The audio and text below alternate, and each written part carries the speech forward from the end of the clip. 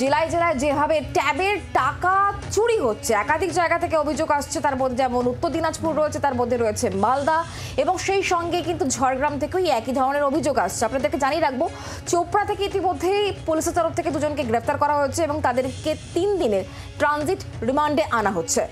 সূত্রের খবর, জামতারার ধাঁচেই অ্যাকাউন্ট ভাড়া নিয়ে ট্যাবের টাকা গায়েব। কলকাতা পুলিশে 6টি থানায় 60 পড়ুয়া ট্যাবের টাকা চুরির অভিযোগ দায়ের হয়েছে।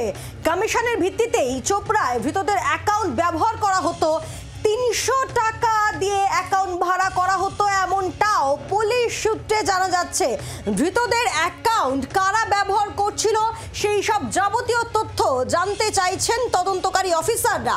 জেলায় জেলায় ট্যাবের টাকা চুরি, এবং জেলাতেই শুধু এই চক্র সীমাবদ্ধ নয়, কারণ জেলা পেরিয়ে একেবারে শহর কলকাতাতেও ট্যাব কেলেঙ্কারির অভিযোগ।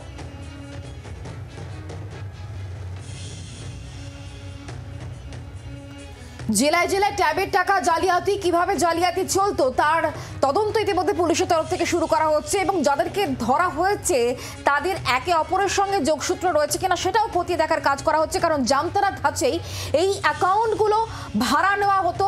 ঝাড়গ্রামে এখনো পর্যন্ত 10টি মামলা দায়ের করা হয়েছে এমনই জানা যাচ্ছে। একাধিক জায়গা থেকে অভিযোগ আসছে। ট্যাব দুর্নীতির অভিযোগে ঝাড়গ্রামে এখনো পর্যন্ত 8 জনকে ধরা হয়েছে বলেই খবর পাওয়া যাচ্ছে। মালদা এবং চোপড়া থেকে গ্রেফতার করা হয়েছে মোট এখনো অবধি 10 জন। চোপড়ায় 5 জন এবং মালদা থেকে গ্রেফতার করা হয়েছে 5 জনকে। মালদার কয়েকজনের টাকা জামশেদপুরের ব্যাংকে, এই তথ্য পুলিশের হাতে এসেছে। হাওড়ায় 13 ছাত্রের ট্যাবের টাকা অন্য অ্যাকাউন্টে গিয়েছে এমন অভিযোগ সামনে আসছে। অর্থাৎ বিভিন্ন জায়গা থেকেই ট্যাব কেলেঙ্কারির অভিযোগ উঠে আসছে। জেলায় জেলায় ট্যাবের টাকার যে জালিয়াতি, সেই জালিয়াতির তদন্তে নেবেই পুলিশের কাছে একাধিক গুরুত্বপূর্ণ তথ্য আসছে। জামতারা ধাঁচে অ্যাকাউন্ট ভাড়া করা হতো। ঝাড়গ্রামে এখনো পর্যন্ত 10টি মামলা দায়ের করা হয়েছে। ট্যাব দুর্নীতির অভিযোগে ঝাড়গ্রামে এখনো পর্যন্ত 8 জনকে গ্রেফতার করা হয়েছে। মালদা এবং চোপড়া থেকে 10 জনকে গ্রেফতার করা হয়েছে। এবং হাওড়ার কথাও আপনাদেরকে জানাবো, কারণ হাওড়াতেও কিন্তু একাধিক স্কুল থেকে এই ধরনের অভিযোগ এসেছে। এখনো পর্যন্ত যা খবর, সর্বশেষ যে খবর, 28টি স্কুল থেকে এরকমই অভিযোগ জমা পড়েছে। গোটা বিষয়টি ইতিমধ্যেই তদন্ত শুরু হয়েছে। কলকাতা পুলিশের 6টি থানায় 60 জন পড়ুয়া ট্যাবের টাকার চুরির অভিযোগ দায়ের হয়েছে। কমিশনের ভিত্তিতেই চোপড়ায় ধৃতদের অ্যাকাউন্ট ব্যবহার করা হতো এমনই তথ্য মিলছে পুলিশ সূত্রে। আমরা কথা বলবো, আমাদের সঙ্গে রয়েছেন সাইবার বিশেষজ্ঞ সন্দীপ সেনগুপ্ত রয়েছেন আমাদের সঙ্গে। সন্দীপ দা, যেভাবে বিভিন্ন জায়গা থেকে এই ট্যাব কেলেঙ্কারির অভিযোগ উঠে আসছে, ধরপাকড়ও শুরু হয়ে গিয়েছে, কি মনে হয় কোথায় গাফিলতি, তার জন্য এই চক্র এতটা রমরমিয়ে? কোথাও কি যখন ব্যাংক অ্যাকাউন্ট লেখা হচ্ছে সেখানে কি কোথাও কোনো অঙ্ক গরমিলের জেরে এই ধরনের ঘটনাগুলো, কি মনে হয় আপনার? এখানে যদি কালকে কেয়ারলেস মিস্টেক বা কোনো ত্রুটি থাকতো, তাহলে কিন্তু ওই টাকাগুলো অন্য অ্যাকাউন্টে ঢুকে ওখান থেকে উইথড্র হতো না। যেখানে সিস্টেমেটিক ভাবে টাকাটা ট্রান্সফার হয়ে উইথড্র হচ্ছে, তার মানে এর পেছনে অর্গানাইজড ক্রাইম আছে। এইবার দেখতে হবে যে কিভাবে হয়েছে। প্রথম কথা, কি পাসওয়ার্ড চুরি করেছে, নাকি আমার যখন ডেটা এন্ট্রি হয়েছে তখনই কোনো গন্ডগোল কোনো কিছু করেছে, নাকি একদম বাইরে থেকে সাইটটাকে হ্যাক করে ঢুকে সমস্ত ডেটাগুলোকে, তথ্যগুলোকে পাল্টে দিয়েছে। তো এইগুলো পাওয়াটা কিন্তু পুরোটা মানে ডিফিকাল্ট নয়, কেননা আজকে যে কোনো একটা সিস্টেমের মধ্যে যখন কোনো ডেটা এন্ট্রি হয়, তার মধ্যে কিছু সিস্টেম ডেট অ্যান্ড টাইম, তার মধ্যে স্ট্যাম্প ঢুকে যায়। একটা ডেটা যখনই কোনো ডেটাবেসে ঢুকছে, তার সঙ্গে একটা ডেট এবং টাইম স্ট্যাম্প ঢোকে।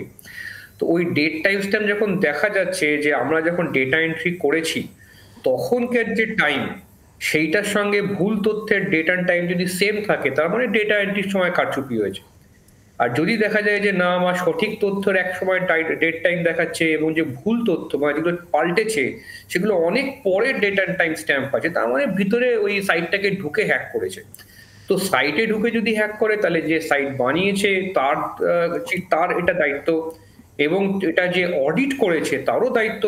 এবং যদি অডিট না করে না করা হয়, তাহলে সেটা ডেফিনেটলি গভর্নমেন্টের দায়িত্ব। আর যদি পাসওয়ার্ড চুরি হয় বা ডেটা এন্ট্রির সময় কারচুপি থাকে, তাহলে যার মানে সার্ভিসটা দায়িত্ব ছিল, যে ডেটা এন্ট্রিতে যা ছিল সেইখানটাতে তারে গন্ডগোল কিছু ধরা পড়তে পারে। আরো একটা বিষয় একটু জানার চেষ্টা করবো আপনার কাছ থেকে, যেহেতু এই মুহূর্তে আপনি যেটা বললেন যে তথ্য পাওয়াটা খুব একটা টিপিক্যাল কঠিন কাজ এই মুহূর্তে আর নয়, তো সেই জায়গা থেকে যেহেতু সাইবার প্রতারণার একাধিক নানান কৌশল দিন দিন সামনে আসছে, বিভিন্ন রকম কৌশল অবলম্বন করছে যারা এইভাবে প্রতারণা চালিয়ে যায়, সেই জায়গা থেকে কোন জায়গাগুলোতে বেশি নজর দেওয়া দরকার এই ধরনের প্রতারণা আটকানোর জন্য? আজকে ব্যাপারটা কি, আমাদের যে সমস্ত ডিজিটাল যে সিস্টেমগুলো সেইগুলো খুব একটা সুরক্ষিত নয়, এবং তার প্রতি কিন্তু একটু ব্যাপার আমাদের যে ডিপার্টমেন্ট হয়তো খানিকটা একটু উদাসীন। কারণ আজকে পুলিশের পক্ষে এটা হয়তো খুব সহজেই বার করে দেওয়া যাবে যে কারা এটা করেছে বা কিভাবে হয়েছে, কিন্তু এইগুলো তো ডেটা অলরেডি চুরি হয়ে গেল। এবং সবচেয়ে বড় কথা, বাচ্চাদের যে আধার কার্ড, তাদের মার্কশিট, তাদের অ্যাড্রেস, তাদের ফোন নাম্বার, এইগুলো যে বেরিয়ে গেল, এগুলো তার ফেরত আনা যাবে না। এবং পরবর্তীকালে এই বাচ্চাদের এই ডেটাগুলোকে ব্যবহার করে আরো বড় ধরনের ফ্রড হতে পারে। তো আমার মনে হয় একটা মানে স্টিচ ইন টাইম সেভস 9, আমাদের প্রথমেই উচিত হচ্ছে এই যে সিস্টেমগুলোকে যারা বানাচ্ছি সেইগুলোকে সুরক্ষিত করা, যাতে যারা এটাকে ব্যবহার করছে বিশ্বাস করে তারা যেন বিপদে না পড়ে। সঙ্গে থাকুন আমাদের প্লিজ, আমরা কথা বলছি সাইবার বিশেষজ্ঞ সন্দীপ সেনগুপ্তের সঙ্গে। ঠিক আমরা আপনাদের সামনে একটু তুলে ধরবো ঠিক কিভাবে কোথায় কোথায় এই জালিয়াতি চক্রের কথা উঠে আসছে, কোথায় কোথায় ঠিক অভিযোগ উঠে আসছে। ট্যাবের টাকা জালিয়াতি শিকড় কি মালদা চোপড়ায়? এখনো অবধি পূর্ব বর্ধমান জেলার পুলিশ গ্রেফতার করেছে 5 জনকে। তারা সকলেই মালদার, আবার চোপড়া থেকেও গ্রেফতার করা হয়েছে 5 জনকে। ধৃত যে 2 জন তাদের সঙ্গে যোগ রয়েছে কিনা সোনার জালিয়াতির পুরোটাই তদন্ত করে দেখা হচ্ছে। পড়ুয়াদের ট্যাব কেনার জন্য দেওয়া সরকারি টাকা তছরূপ, এ নিয়ে রাজ্য জুড়ে তোলপাড়। জালিয়াতির গণ্ডি জেলা ছাড়িয়ে পৌঁছেছে কলকাতাতেও। যাদবপুর ও সরসুনার 2 স্কুলের বহু পড়ুয়ার ট্যাবের টাকা গায়েবের অভিযোগ। সেই অভিযোগে চোপড়া থেকে গ্রেফতার 2। শুধু তাই নয়, এখনো পর্যন্ত ট্যাব জালিয়াতি কাণ্ডে গ্রেফতার করা হয়েছে মোট 10 জনকে। তাদের মধ্যে মালদার 5 জন ও অন্য 5 জন উত্তর দিনাজপুরের চোপড়ার। কোথায় যাচ্ছে ট্যাবের টাকা? ট্যাব কেলেঙ্কারির অভিযোগে মালদার বৈষ্ণবনগর থেকে ধৃত 5 জনের সকলেই সাইবার ক্যাফের মালিক। মালদার কয়েকজন পড়ুয়ার টাকা ঢুকেছে জামশেদপুরের ব্যাংকে। মালদা থেকে জামশেদপুরের দূরত্ব বেশি নয়। তবে কি মালদা বসেই ঝাড়খণ্ডের টাকা পাচার করছে প্রতারকরা? প্রতারণার সঙ্গে কি জামতারা গ্যাংয়ের যোগ রয়েছে? বিষয়টি খতিয়ে দেখতে তদন্ত কমিটি গড়েছে মালদা জেলা পুলিশ। ট্যাব জালিয়াতিতে উত্তর দিনাজপুরের চোপড়া থেকে গ্রেফতার মোট 5 জন। ধৃতদের সঙ্গে সাইবার ক্যাফের যোগ। ট্যাব কেলেঙ্কারির আঁতুড়ঘর কি চোপড়াও? নদিয়ার কৃষ্ণগঞ্জের মাঝদিয়া শিবমোহিনী কন্যা বিদ্যাপীঠের 6 জনের অ্যাকাউন্টে টাকা ঢোকেনি বলে অভিযোগ। বিষয়টি উচ্চতর কর্তৃপক্ষকে জানানো হয়েছে। অরূপ, ভবানন্দ, রণজয়, পিয়ালির রিপোর্ট, জি 24 ঘন্টা।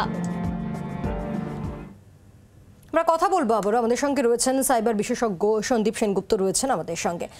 সন্দীপ দা, যে বিষয়গুলো উঠে আসছে এখনো অবধি তদন্তকারীদের হাতে, যে জামতারা গ্যাংয়ের যোগ থাকতে পারে বা যেভাবে জামতারা গ্যাং কাজ করে সেইভাবেই এখানে এই জালিয়াতি চক্রটা চলছে, তাহলে আগে থেকে কিভাবে সতর্ক থাকা যায়? কোনো রকম কি পথ আছে, কি মনে করেন আপনি?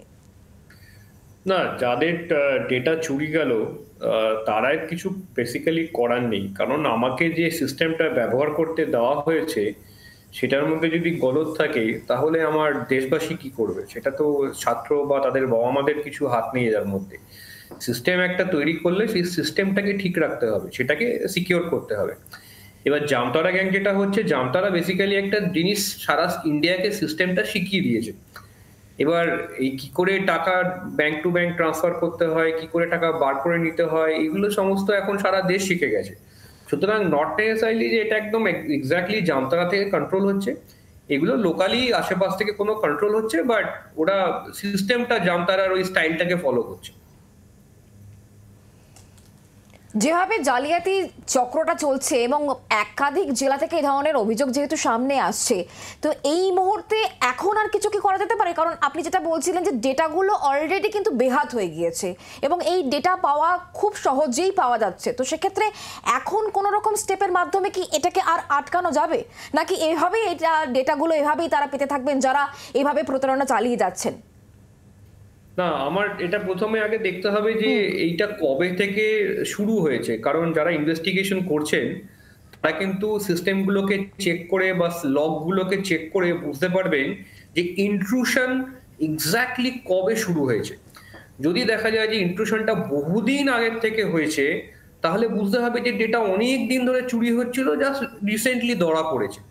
তাহলে কিন্তু এটার মানে যেটা আমরা দেখতে পাচ্ছি এটা টিপ অফ দ্য আইসবার্গ, এবং দেখা যাবে হয়তো আগামী দিনে 6 মাস অন্তর অন্তর বা 4 মাস অন্তর অন্তর ধাপে ধাপে আরো ডেটা কিন্তু এক্সপোজ হবে। ডেটাগুলো হয়তো ডার্ক ওয়েব, ডিপ ওয়েবে বিক্রি হবে বা পরবর্তী কোনো স্ক্যামের জন্য ব্যবহার করা হবে।